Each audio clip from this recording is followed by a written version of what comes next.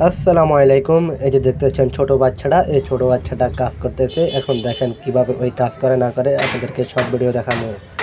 আপনারা তো বলতেছেন কাজ করতে নাকি লজ্জা পান, আসলে কাজ করা কোনো লজ্জা বলে না। আপনাদের পরিশ্রম ছাড়া সাফল্য অর্জন সম্ভব নয়। আজকাল কারো কাছে জিজ্ঞেস করলে বলে পাশ করে বের হলে ছাড় কিনে নেব, কিন্তু এটা কমে শোনা যায় যে নিজে কিছু করবে এইভাবে পরের উপরের নির্ভর করে চলার জীবনটা তেমনই সাফল্য আসবে না। তাই ভাই বলতেছি ছোট বড় দিকে না তাকিয়ে নিজের শ্রম করেন আর ছোটদেরকে কাজ করলে উৎসাহ দেবেন, ঠিক আছে? এই ছেলেটা দেখতেছেন কি সুন্দর করে কাজ করতেছে, আমার কাছে এটা ব্যক্তিগত খুব ভালো লাগছে। আজারিয়া হাঁটাচ্ছে, রং বং করাচ্ছে, কাজ করতেছে, কাজ করে সময় কাটাতেছে।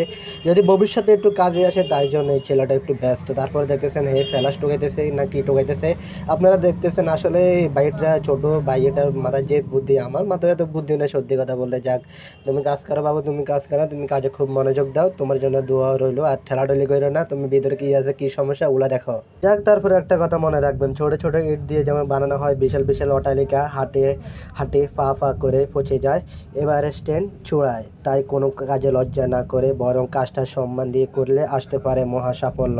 আল্লাহ তাআলা কখন কার ভাগ্যে পরিবর্তন করে না করে যতক্ষণ না নিজের যা তার জন্য পরিবর্তন করার চেষ্টা না করি। আসলে ভাই আমরা অনেক বড় বড় স্বপ্ন দেখি কিন্তু নিজের মনে একটু চেষ্টা থাকে না। চেষ্টা থাকলে তো ইনশাল্লাহ পরিবর্তন হওয়া কোনো সম্ভব কোনো ব্যাপারে না। যাক, তারপরে ছোট বড় দিকে না তাকায় আর লজ্জা না পেয়ে কাজকর্মে মনোযোগ দিবেন। এই দেখেন ছোট্ট এই বাচ্চাটি কাজে কত মনোযোগ দিতেছে ভাই। যাক, তারপরে আপনারা ছেলেটির জন্য দোয়া করবেন। আর দেখতেছেন কাজের যেই অবস্থা, যে চাপ দেখতেছেন, বাড়িটি দেখতেছেন, মাথা গরম হয়ে তারপরে এই যে হাতুড়ি নিচে হাতুড়ি নিয়ে বাইকে বাড়িতেছে, মনে হয় এগুলো বাঁকা হয়ে গেছে, সোজা করতেছে না বাঁকা করতেছে কে জানি, আপনারা দেখেন দর্শক। তারপরে দেখতেছেন ছোট বাচ্চাটি বলতেছে না এটা নিয়ে এটা নিয়ে, তারপরে ওই যে ওস্তাদে জিজ্ঞেসে ওস্তাদে এটা নাকি কোনটা, তারপরে শিখতেছে। আর মনে রাখবেন অন্য কোনো সুযোগ না পেয়ে অন্য দেশের ভিতরে নিজের পরিশ্রম কাজ করে, তাই তার ভিতরে এক ধরনের হিমায়িনতা কাজ করে। অথচ তারাই যখন দেশের বাইরে লেবারের কাজ করে তখন ঠিকই মানিয়ে নেয়, একমাত্র কারণ মানসিকতা। আর মনে রাখবেন আপনাদেরকে সবসময় একটা কথা বলে, কোনো কাজকে লজ্জা করবেন না, ছোট মনে করবেন না। যতটুকু পারেন করবেন, আস্তে আস্তে করবেন, ছোট কিছু করে ধরবেন।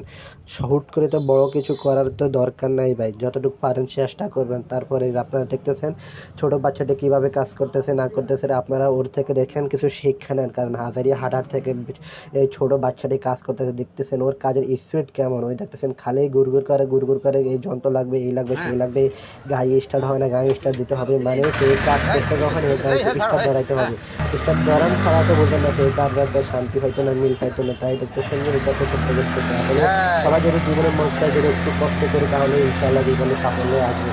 আর আমরা যদি কষ্ট না করি ইনশাআল্লাহ ঘরে বসে বসে তাহলে তো হবে না, বুঝলেন না ভাই? তাই সবাই একটু চেষ্টা করবেন ভালো কিছু করার জন্য।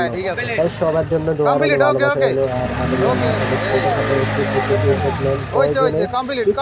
বিনিময়ে একটু ব্যবসা হয়ে যায়, সারা জীবন আসবে ইনশাআল্লাহ।